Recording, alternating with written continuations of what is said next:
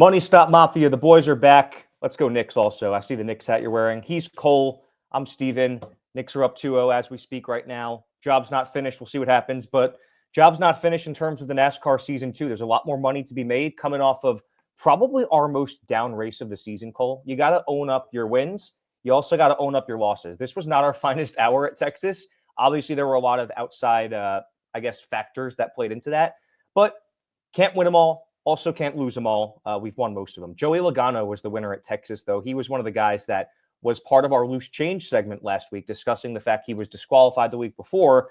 And it was just a matter of time before Team Penske broke things out. We're going to head to Kansas this week. We'll get to that in a moment. But first of all, first impressions on what we saw at Texas. Yeah, I think first off, it's really important to hold ourselves accountable. We can't win them all, as you said. We only got 3 of the top 10 drivers, 4th place in Kyle Larson, which I would also call sort of a failure in a way because I was advocating for a top 3 finish for him. Christopher Bell in 9th was a sleeper pick, so not too bad on that front. And then Daniel Suarez, I think one of our value picks, if I'm not mistaken. That's not too shabby for a top 10, but 3 of our 12 highlighted drivers finishing inside the top 10, not the best. We also went over on the over-under bets, the head-to-head matchups, big money bets, you name it. It was not a great weekend for us. However, with all that said, it was a very hectic weekend on track at Texas. And looking ahead to Kansas this weekend, this was the race last year in the playoffs where I distinctly remember we really hit our stride. We got 7 of the top 10 finishers. We got a ton of the prop predictions correct. And that is really what started our hot streak here. From that point on until this point in the 2025 season. So jacked up for Kansas, one of the best tracks on the circuit, especially with this Gen 7 car. And it's one that we have a really good handle on. So a great weekend of analysis on tap here for the Advent Health 400. Yeah, I think all that last week proves is that we're human. I think that, again, these weeks are going to happen. They're not going to happen often. But the thing we always reiterate on this podcast is that every single week of results gives us more to work with, especially when we go to a track like Kansas that profiles similar to Texas. And man, I'm pumped up for Kansas. This has been one of the best tracks over the last few years, if not the best intermediate track. So let's do it. Pre-qualifying odds, your heavy favorite for a second straight week, and basically every week, is Kyle Larson, plus 375 right now. Ryan Blaney's plus 650. Got Tyler Reddick at plus 700, and odds at 4th best. William Byron and Denny Hamlin are both plus 800. So, Cole, let's cut right to the chase. Give me your favorites this week. All right. Going to go with a couple of heavy hitters for my favorites, beginning with Kyle Larson, our best driver from last weekend at Texas. 4th place at Texas, marked his 3rd straight top 5 of the season, and his 5th over his last 6 starts. And now looking at the broad scope of his season so far through 11 starts, most laps led in the series, nearly 600, and a 10.6 average finish, good enough for 2nd best overall in the series to William Byron. And now why those stats are important to me is because in years past, we've spoken on Kyle Larson's volatility, not being able to close things off, kind of playing himself, getting too aggressive with strategy calls and whatnot. So that 2nd best average in the series tells me that they've really got a handle on things. They're playing it smart, and they're being efficient each week on track. That's exemplified by those 3 straight top 5s, and again, 5 top 5s over his last 6 starts. Now looking at Kansas, he won this race last spring in the closest finish in NASCAR Cup Series history. That was the 2nd win of his career at Kansas. And now I will say, though, he did finish 26th in the fall, which snapped a string of 6 straight finishes of 8th or better. However, he has 2 wins, 2 runner-ups, and a 7.2 average finish in the next-gen era. That 7.2 average finish is good enough for 2nd best overall in the series with this current car. And his 703 laps led are most in the series through 20 starts in the Cup Series. So Kyle Larson, there's not much else that needs to be said. He's going to be a contender on a weekly basis. He is arguably the best on the in the series at Kansas. And once again, he is the odds-on favorite for the race win at plus 375. However, I think the best value in the field this weekend in regards to favorites belongs to Denny Hamlin, who is the 5th shortest odds for the race win at plus 800. And this past weekend at Texas marked his 2nd straight finish outside the top 20 after riding 4 straight top fives with 2 wins into the Easter break.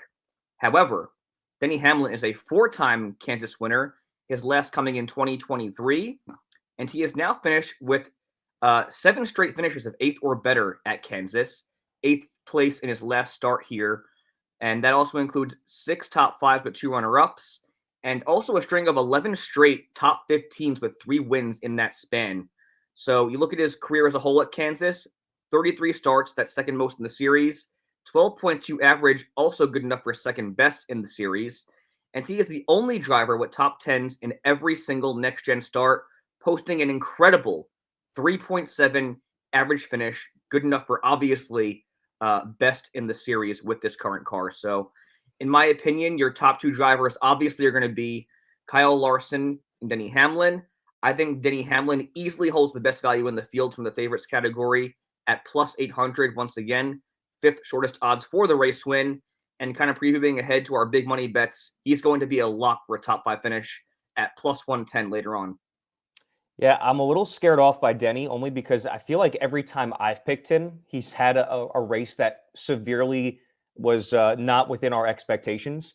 And similar to what we talked about last week with Christopher Bell, it just feels like when he's on, he is one of the best drivers in the sport, like we saw with those consecutive wins. But when he's off, like he is right now, it's kind of hard for me to put stock into him. But I guess I do agree in the sense that if there's a race where he's going to get things back on track, it would be this one at Kansas. So he's a good value. I'm going to give you a couple of high floor options here and high ceiling for that matter. And obviously, we need to complete the trifecta of Penske wins after seeing Austin Cindric and Joey Logano head to victory lane. Ryan Blaney's not been far off. Coming off a season-best third-place finish, he could have very well been the driver from Penske that went to victory lane last week. And he's coming off 3 top 5s in his last 4 starts, which is really damn good for Ryan Blaney. And especially in comparison to how he started the year, which was a little bit inconsistent. So he's plus 650 for the race win, top 5 in odds. We were a little bit down on Blaney last week, but that's all it took for me to kind of lean into it this week. You know, I think, again, we've got to hold ourselves accountable when we're wrong on certain things. And listen, Ryan Blaney has strung together some really solid finishes consecutively, and I think we've got to start buying into him. Thinking about his career at Kansas, he's coming off his career best finish of 4th there. It's the second time he did it in the most recent Kansas race. He has also had 2 top 10s in 6 next-gen starts with the lowest finish of 16th. So he's had a high floor, average finish of 10.8 at Kansas in the next-gen era. Obviously, just the 2 top 10s over those last 6 races is a little bit of cause for concern, but I like where that team and that driver is at right now. And over his career at this track, 177 laps led and 20 starts at Kansas. He's got an average finish of 15.4. So I feel pretty strongly about Ryan Blaney this week. And in general, how could you not feel strong about where Team Penske's at right now? So Blaney is near the top of my list of drivers, and continuing our streak of talking about William Byron every single week in the favorites. How could we not, once again, coming off one of his more underwhelming performances of the season, a 13th place finish, which was a resilient day at Texas, worked through some more adversity and finished in the top 15. This year, still the best average finish in the sport of 8.9 among 11 starts. And coming off Vegas, out of Kansas, his career best finish at this track was his last start of 2nd place. He's got 160 laps led here, 57% top 10 rate, which is a 13.9 average finish in 14 starts at this track. So high floor driver this year, high ceiling driver this year. Both of those can be said as well about his career at Kansas. And in the next gen, he's had a 10.8 average finish, including top 10s in half his starts at this track since this car and this package were implemented. So I like your picks mostly, especially with Kyle Larson. I'm a little bit down on Denny, just being that he's a little bit cold entering this race. But I think that you've got a couple surefire bets, like we say about these guys every week. Ryan Blaney really kind of capturing the form we expect him to be in, and William Byron continuing to be in the form, even though we thought he would have kind of a race-winning day last week. I think that, it's not going to happen every week for that team. We've learned that much, and I think that they're going to get things back on track this week at Kansas. Yeah, I like both those drivers quite a bit. I think in the case of Ryan Blaney, the speed's been clear the entire year. He's been leading laps, running up front, and now he's finally getting the finishes he deserves with those top 5 outings over the last 4 weeks. And I think what we've seen from the mile-and-a-half track specifically this season has been very encouraging. not only from Ryan Blaney, but for that entire Penske stable and the Wood Brothers stable for that matter. But I do like him quite a bit this weekend. I think they're both similar drivers, actually, in Blaney and Byron, just in the sense that they both have not quite won at Kansas just yet in their careers. And they've also been a little up and down. Like you mentioned the high floors, a lowest finish was 16th for Blaney. And then obviously William Byron has a 13.9 average and 14 starts. So for like favorites, I feel like those aren't the most impressive numbers for me. When you talk favorites, you typically want to talk about top 5 finishes, not so much top 15s, back end top 10s. But I do think both obviously profile as favorites for this weekend. And they both have a better shot than certain cars in the field near the top half of the shortest for the odds. But yeah, really strong category there for favorites in Blaney, Byron, Larson, and Hamlin. Let's go into sleepers here, Cole. I can kick this one off as I just finished talking about my 2 drivers. I do want to mention, as we look at sleepers, guys with an outside chance at the win, I want to start this conversation with Bubba Wallace, who obviously was collected in a wreck last week after scoring his 4th top 10 of the year at Talladega.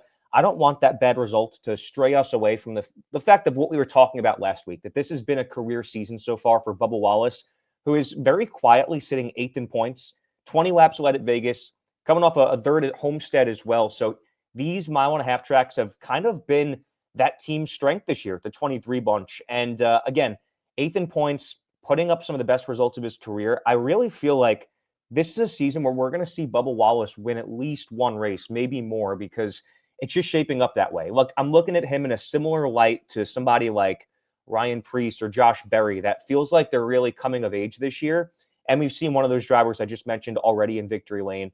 And let's not forget, you think of Bubba Wallace when we go to maybe short track sometimes, super speedways, because he's got wins at those kinds of places. But he's got a win at Kansas too. In the fall of 2022, began his next-gen career at Kansas with 3 straight top 10s. Now has had 3 straight finishes of 17th or worse here, which leads you to believe it's a little bit more of luck not being on his side, which was the case last week too. I think part of being a good bettor and being a good, thinking of things in the right mindset and when it comes to NASCAR is not letting one result get to you. And something out of his control last week was what caused that team to have a bad finish. But again, even in spite of that, 8th in points, he's had a win at Kansas. He's had good success with the mile-and-a-half tracks. And he's plus 1,800 for the race win this week, which ties him with guys like Ross Chastain and, just outside of the top 5. I feel like Vegas is starting to lead into the fact that Bubba Wallace is going to win at least one race this year. And Kansas has been one of the really competitive tracks in the sport where we've been able to see, like the wild card that is Daytona and Talladega and sometimes Atlanta. Kansas is starting to become a track like that where if there's a restart, if there's an overtime finish, late 2-3 laps to go, and you've got a driver that's hungry and they're inside the top 5, this is a track where they can get it done. And I feel like Bubba Wallace is a guy that also is really starting to come of age, not necessarily just this year, but in his Cup Series career. So I really like Bubba this week. And I want to also mention another sleeper that, not to be a broken record, because I did talk about him last week, but I do want to mention the name Chase Elliott. And I'm going to mention a lot of the same stats that confirm what we've discussed with him throughout the years, that he's had probably the highest floor of any driver in the sport. He's been a top 10 driver every week, but he has not had race-winning speed. And Vegas is starting to see that with the odds with the sports books. He's actually a longer shot to win this race than Bubba Wallace at plus 2,000 for Chase Elliott. Finished 16th at Texas. He is still 4th place in the standings with the 3rd best average finish of 11.4, continuing to capture a lot of what we've discussed recently with Chase Elliott. And here's the pretty telling stat. Out of the entire top 11 in points, he's led 45 laps. That is the fewest of any driver in the top 11. So Chase Elliott continuing to confirm what we pretty much already know, that they don't have race-winning speed. But what I just said about Bubba Wallace, the fact that, there's a late overtime finish, a late restart, and you've got a hungry driver there inside the top 5 that knows he needs to win, and it's been over a year since he's been able to get to victory lane. Chase Elliott's a guy that's got the talent to do that, and he's proven he's a guy that can be there within striking distance at the end, just hasn't had the results to back it up. He's had 2 runner-ups at Kansas, plus a win back in 2018, and entering this week, he's got a 4-race top 10 streak at Kansas, and over 18 starts, he has the best average finish of any driver at Kansas of 10.1. So those are numbers that lead you to think maybe he should be more than a sleeper. But again, I said the same exact thing about Austin Cindric 2 weeks ago before he won. And it's that you can only, those kind of stats can only take you so far. When it's been over a year since you've won a race, you're not a favorite. When you've finished inside the top 10, but not leading a lot of laps for that many weeks in a row, you're not a favorite. So for Chase Elliott, who's at longer odds than Bubba Wallace at plus 2,000 for the race win this week, there's a reason he's not a favorite. It's because they haven't had lap leading, race winning speed. But I said the same thing last week with another underwhelming result at Texas. There's a race where it's going to happen. Kansas feels like it's one that could definitely result in playing into his favor. And I feel like for Chase Elliott, he's not going to be the guy that goes out there, leads the most laps and wins the race. He's going to have to be the guy when he gets this next win that lurks and hangs around and waits for his opportunity and pounces at the last moment, which is interesting because we haven't seen a lot of Chase Elliott's career wins come in that fashion, but he's sort of having to evolve into a different kind of driver at this phase of his career. And it's evolving from one that was a perennial race-leading driver that dominates races and wins early in his career to one now that has kind of been caught up to in the competition with guys like Christopher Bell and William Byron and Tyler Reddick and Kyle Larson, who are the cream of the crop in the sport right now. Chase Elliott has lacked when it comes to race-winning speed with drivers like that, but this is one of the best tracks on his skill set on the circuit. I think Chase Elliott could be in for a very good week at Texas this week. So at Kansas this week. He is definitely one of my sleepers along with Bubba Wallace. Two guys I think will win races this year. And this week presents a really good opportunity for both of them. I definitely agree. And I think you saw case in point last week why Chase Elliott has been a perennial sleeper this entire season. Prior to Alex Bowman getting involved in a wreck, as well as Byron getting caught up in one as well, Chase Elliott was the only driver from that Hendrick stable that was not running top 10 the entire race. And that lap leading stat is very damning. The fact that he only has 45 of laps led in the top 12, top 11 in points, the least amount of those 11 drivers. So I definitely agree with all of what you said there on Chase Elliott. In the case of Bubba Wallace, I feel good about him this weekend. But I also feel like that stat right there with the 3 straight top 10s to open up his next-gen career at Kansas and now 3 straight outside the top 17 is also pretty alarming to me because I noted a couple times this season, like 2311 half speed on the mile-and-a-half tracks. They were the best stable by far and away when this car was introduced on these style of tracks. However, they've taken a noticeable step back, and I think it's because other teams, other manufacturers are catching up to them. And we saw it on display last week once again. Tyler Reddick had great speed, top 5 car for sure. They fitted towards the end of the race, and they wound up with a top 20 finish as opposed to a top 10 finish. So it's been a matter of closing the races out for that stable. But Bubba Wallace, this is easily one of his best tracks. I definitely think they both have a great shot to win this weekend. For me, I'm going to go with 2 longer shots here and 2 bow ties as well. Beginning with Alex Bowman, who, as I just alluded to, wrecked last week at Texas with a top 10 car.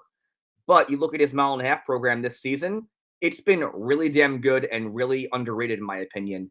7th at Vegas, 2nd with over 40 laps led from the pole at Homestead, and in the next gen at Kansas, top 10 in all 5 starts with a 7.2 average. That is tied for the 2nd best in the series with his teammate Kyle Larson. He led the most laps in the fall of 2022, finishing 4th place, and he finished 7th and 6th respectively last year.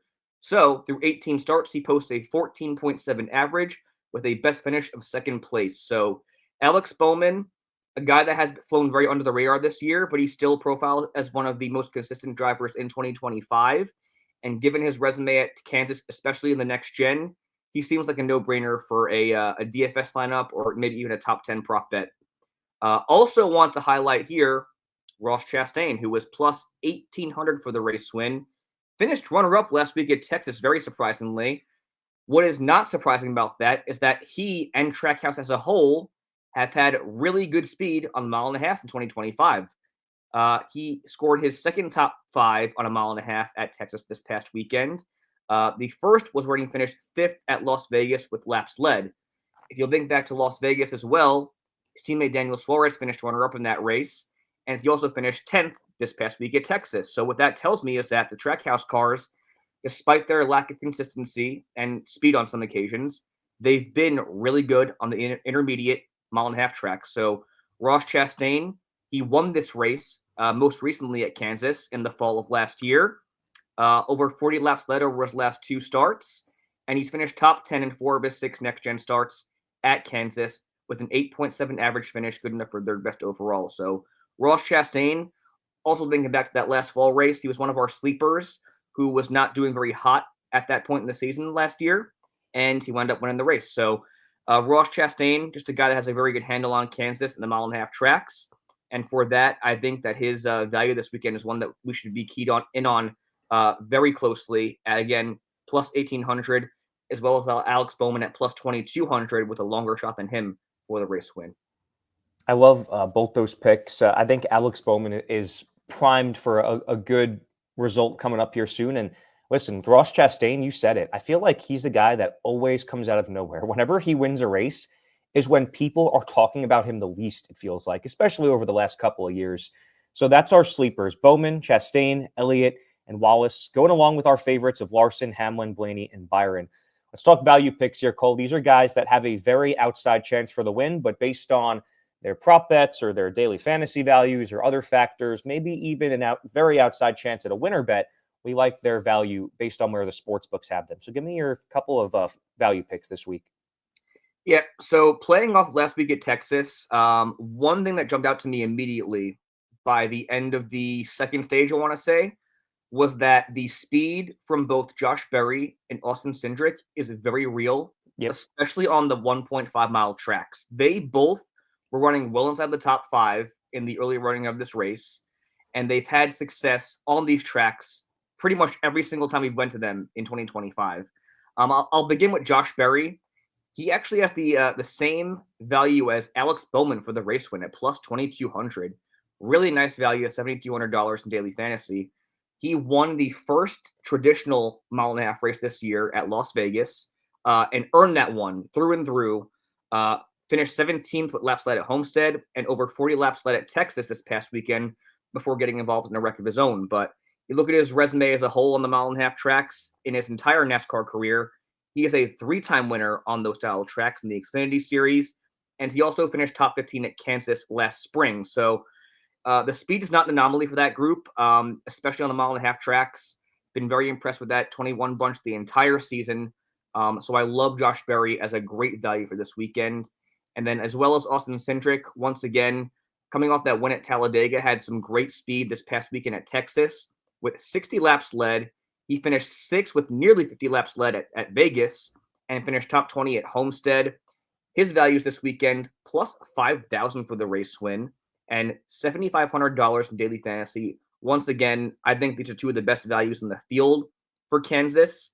You look at also his career on the mile-and-a-half tracks, Austin Cindric, that is. He won at Gateway last year, which is also an intermediate track. So the speed, once again, not an anomaly for either driver. And for Kansas, in the case of Austin Cindric, finished 11th and 12th there, respectively, in 2022.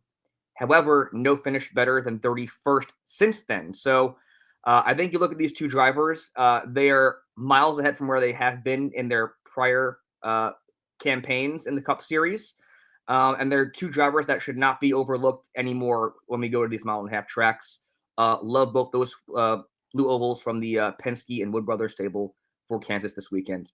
Yeah, there's breakout drivers every year in this sport, and those have been the guys. I've been very vocal about my trust in Austin Cindric his entire career, going back to when he was an Xfinity Series driver. I really feel like he's destined for more than what he's shown us over these first few years of his career. And maybe this is it. Maybe he's finally starting to settle in the Cup Series and be one of those guys that we can count on for results at any kind of track we go to, with, of course, the super speedways being his definite bread and butter. But Josh Berry, the same. He was a guy that I wasn't necessarily expecting this kind of a year from, just because of how down that Wood Brothers camp had been the last few years with Harrison Burton. But he's proving that he is a legitimate talent, and that team's got legitimate speed. And if there's a three-headed monster of breakout drivers this year, The third has to be another Ford of Ryan Preece. And I feel like I mention him a lot. He's been one of our darlings on this podcast. And I feel like every time I've picked him as my sleeper for the win, not in our analysis, but when I've picked him as my sleeper at the end of the episode, he's finished top 10, I think, every single time. And I'm not necessarily picking him right now, but I am picking him as a value because Ryan Preece is plus 6,000 for the race win. He is the second longest in odds of our value picks, and 7,100 for daily fantasy is an extremely good value for a guy that, as you mentioned, Josh Berry winning at Vegas, finishing runner-up there, or was it third? He finished third at Vegas, was Ryan Preece. And he has had 3 top 10s this year, including 2 on mile-and-a-half tracks. He was one of our value picks last week, but obviously things did not go well. He was another guy like Bubba Wallace that got caught up in an accident. And in the case of Ryan Preece, I'm not going to let that I'm not going to let that result hold anything against him in terms of what we see and what we've seen all year from Ryan Preece at these kind of tracks. He had the 3rd place at Vegas, the 9th place at Homestead. He has been a guy that is going to be top 10 speed bare minimum when we go to the mile-and-a-halfs this year. And his best start, or best finish, I should say, at Kansas in his career has been 12th, which is well above his career average. And he finished 16th there last year, which is also above his career average. So this team, the 60, with Roush Fenway Keselowski, has been one of the best in the sport at mile-and-a-half tracks this year. And we've seen a large enough sample size to know that it is not an anomaly. It is not an outlier. They're going to be up there again this year. And we're not going to be taken for fools thinking that what we saw was a fluke, because it definitely wasn't. And I think Ryan Preece is in line for another really, really good race. Very similarly to that with what you said about Josh Berry and Austin Cindric. I do want to also mention, you talked about the beginning of your value picks monologue there, that the 2311 cars were the best in the sport at mile-and-a-half tracks when we first started this next-gen era. And, they've been caught up to a little bit, but I'm still taking some stock into the fact that they know their way around these tracks. And I'm looking at the newest 2311 Toyota in Riley Herbst, who's a name maybe you weren't expecting to hear because he's plus 25,000 for the race win, which is obviously very long odds. 5,400 in daily fantasy feels like it could be a steal to round out your lineup if it gives you some other drivers that you really like at the top of it. But Riley Herbst is coming off the best finish of his season at 14th at Texas. And 2311 has won half of the next-gen races at Kansas, including 3 different drivers winning those races between Tyler Reddick, Bubba Wallace, and obviously it's something that you sort of think of when you think of Riley Herbst as a guy that we mentioned there have been guys that have come out of nowhere to win at Kansas before. And we've seen it time and time again. Riley Herbst also, just to remind you, had his first Xfinity Series win at a mile-and-a-half track. So he knows his way around these tracks. And 2311's got some really good notes on these tracks. So Riley Herbst has had a few races here and there where he's flexed his muscles.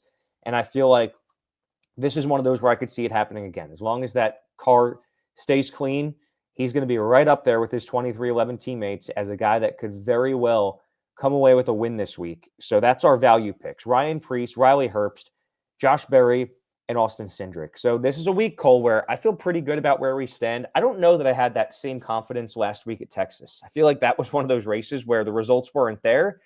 And we kind of mentioned it throughout the episode. The confidence wasn't entirely there as it was like a day like today where we're talking about Kansas, where I feel pretty good about these 12 drivers. To recap, those 12 drivers were 4 favorites: Kyle Larson, Denny Hamlin, Ryan Blaney, and William Byron. 4 sleepers of Alex Bowman, Ross Chastain, Chase Elliott, and Bubba Wallace. And the value picks of Ryan Preece, Riley Herbst, Josh Berry, and Austin Cindric. So with those 12 in mind, Cole, let's take one per tier, get this down to 6. I'm going to take out of the favorites Ryan Blaney. I will take Bubba Wallace out of the sleepers, and I will go with Ryan Preece out of the value picks this week. Damn, some surprises there. I'm going to go with one from each manufacturer. My favorite's going to be Denny Hamlin in a Toyota. Sleeper's going to be Alex Bowman in the bow tie. And then value pick's going to be Austin Cindric in the blue oval. Well, there's definitely value to be had this week in terms of some big money bets, which are our favorite parlays of the week, or at least prop bets that you can parlay depending on which app you're using. But looking at, you teased a few, Cole. There are some pretty good top 5 caliber odds here. Like I think Chase Elliott at plus 240 for a top 5 is certainly something that piques my interest. William Byron at plus 100 15 for a top 5 is something that you mentioned that I think is a surefire big money bet. And then as you get to top 10s, there's some that pique my interest, like Josh Berry minus 120, even some like Ryan Preece at plus 190. I think that there's a few there that capture my attention. For you, what are you looking at this week for big money bets? Yeah, I've got 3 this week as surefire things. The number one that is a big money bet through and through, I would put money on this right now if you're listening. Denny Hamlin, top 5, just over even, plus 110. For a guy that has a 3.7 average at this track in the next gen, that is a no-brainer. Get on that right now before qualifying and practice hit the track on Saturday. I like Ross Chastain for a top 5, plus 225, coming off a runner-up finish this past weekend. And again, noting Trackhouse Racing's speed on the mile and a half in 2025. And then I also, as a longer shot, I like Austin Cindric for a top 10 at plus 150. Again, for a guy that has run very well this season. He's had speed pretty much everywhere we've gone in 2025, but especially on the mile and a half tracks. Seems like a really good bet to make there for a top 10 finish. Yeah, there's some pretty good value to be had there this week. And we mentioned it last week, too. There really wasn't a ton because the sports books had a lot of the guys we were talking about, there wasn't a lot of value to be had. Other kinds of bets here, Cole, over-unders, which are called better or worse on an app called Grid Rival, where you can parlay these together with head-to-head driver matchups that have sort of spreads. You can pick a driver to finish within 1 or 2 spots of another driver. What are your favorites on those types of prop bets this week? So I've got 5 listed here. Obviously, we like to advocate for 3 tops just because you don't want to get too crazy and have one leg miss on a 5-6 leg parlay that ruins your weekend. But the 5 I have listed here, the one with the shortest positional finish is Denny Hamlin, better than 6.5, so 6 they're better for Denny Hamlin. Then you got 4 drivers with finishes with double digits. So Ross Chastain better than 10.5, Alex Bowman better than 11.5. Austin Cindric better than 14.5, and Ryan Preece better than 17.5. If I'm going to go with 3 from those 5 listed there, I'm going to go with probably Ross Chastain, Austin Cindric, and Ryan Preece's props. Because if you told me that Ryan Preece has to finish 17th or better, I'm locking that in all day. It's a big money bet. Yeah, exactly. Finished 16th there his last time out. He's had top 10 speed on the mile and a half this year with 2 of them already out of his 3 total this season. Alex Bowman, great speed. And then obviously Ross Chastain, runner-up this past weekend and won this race most recently at Kansas. So those are my 3 that I'd be keyed on for this week. Yeah, I love that. Cole, loose change here. I don't want to talk about Kansas here. I actually want to talk about the biggest NASCAR news of the week. Loose change is where we cover anything that we haven't discussed. And I know this is a betting podcast, but I do want to mention something that is somewhat relative to betting, and that is that NASCAR announced this week that the championship race will now rotate from, instead of Phoenix every year, it's going to rotate from track to track, starting with going back to Homestead, which, obviously the fan side of me that grew up at Phoenix Raceway is sad, the bias side of me. However, this is great for the sport. They're going to rotate it around, kind of like you see NFL do with the Super Bowl and a lot of other sports do with their biggest championship race of the year. And Homestead's been an extremely competitive and exciting, entertaining track. And it's one that is a little bit more of an open field. I feel like Phoenix is an acquired taste for drivers, which can be tough when you're going to race for a championship there. So the fan side of me, disappointed, sad, but the objective side of me is pretty excited about this move. Just curious of your thoughts with some loose change there. Yeah, it's bittersweet. I know NASCAR is going to be back here at some point because Phoenix is one of those tracks in the rotation for the championship.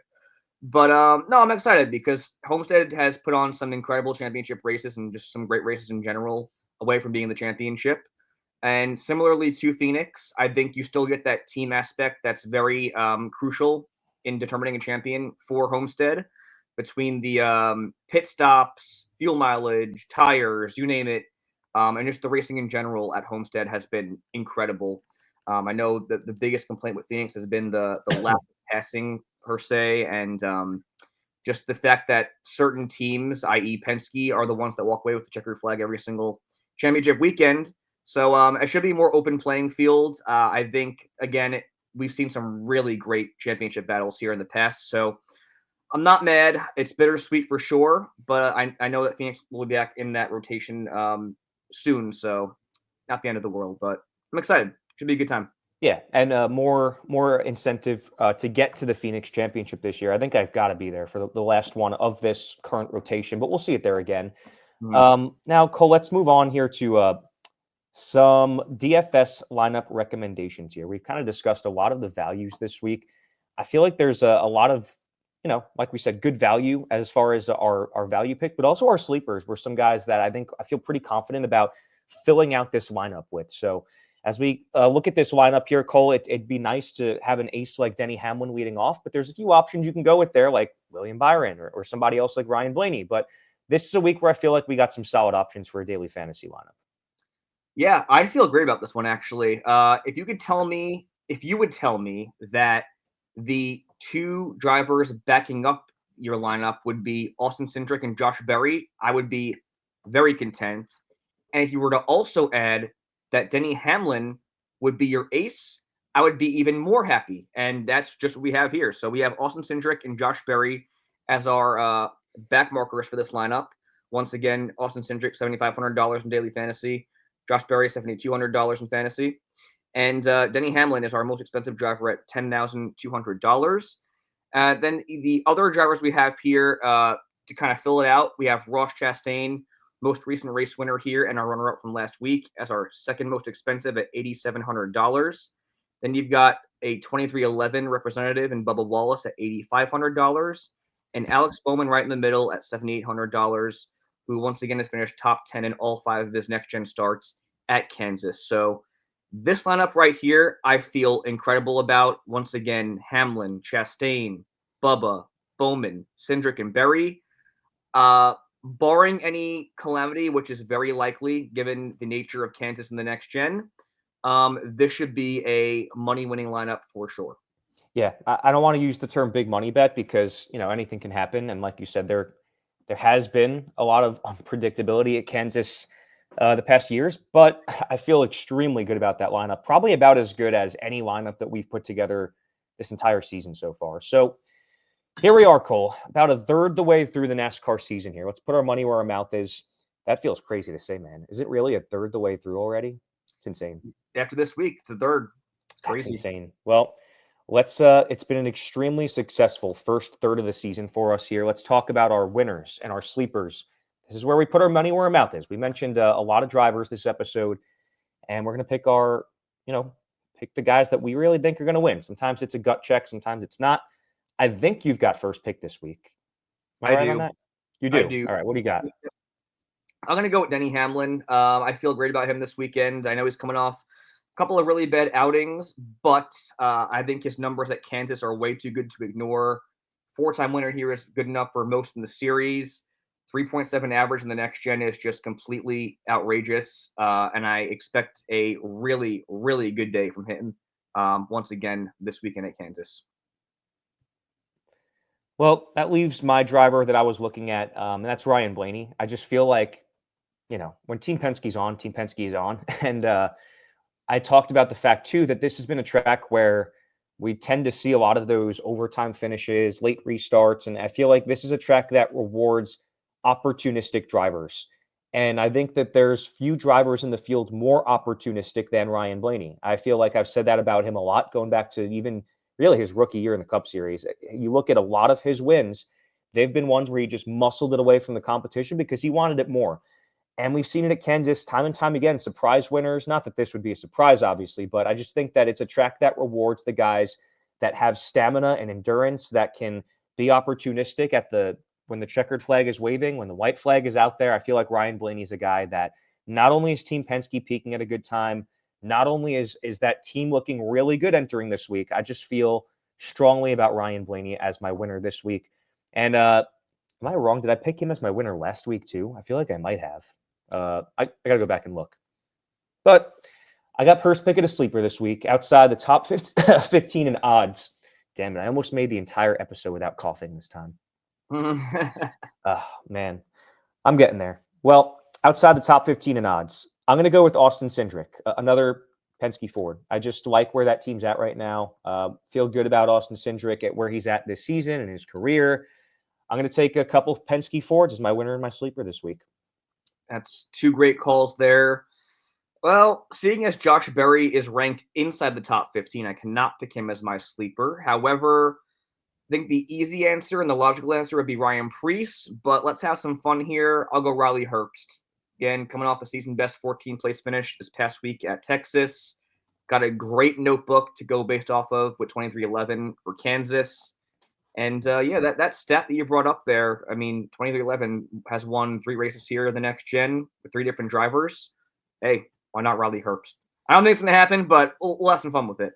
Yeah, I mean, listen, there's been a lot of races like that this year where my sleeper pick or my dark horse here at this point in the episode, I kind of mentioned as someone that stranger things have happened. And man, I've picked Jimmy to finish 3rd. I've picked Ryan Preece and he finished 3rd. I feel like this is the manifesting that's when it really starts to take shape. So this is going to be fun. Kansas, again, it has turned itself into, I feel like every time we go here, the headline coming out of the race is people saying this is the best track in the sport. So we've seen it time and time again. It's the Advent Health 400. I think you were at Kansas last year, Cole. What was your experience like? Yeah, Kansas is a fun place. It's a little bit off the grid, but I think it's definitely been a more booming sports town given the Kansas City Chiefs, obviously, dynasty. You see the Royals even making a run here as of late. But the track itself, I've always enjoyed. Hospitality has always been great. And just the racing in general is, like you said, I think one of the best in the series at this point with this current car. So love getting out there. Wish I could be there this weekend, but there's always the fall for the playoffs, which I'm banking on for sure being out there for that. But yeah, really pumped up for this one this weekend.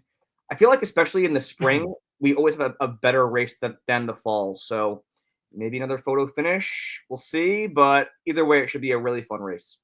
Yeah, and we're due for one too. I feel like even we mentioned in going into Talladega, we kind of needed one of those fun, exciting races, and even that was like as tame of a Talladega race as you could possibly forecast. So then we went last week, and I feel like this is the week where we got to see something fun happen. Start off the summer, third the way through the season. Not quite summer, but it's starting to feel like it. So, man, this will be fun. Sunday, 3:05 Eastern time. Let's do it. Man, this has been a fun episode because I feel like we're on the same page about a lot of things, and the Cusumano brothers, that doesn't happen very often. So hopefully you're listening up. We're going to rebound. As Big Sean would say, we're going to bounce back. We're going to bounce back this week at Kansas. This is one of the best tracks in the sport.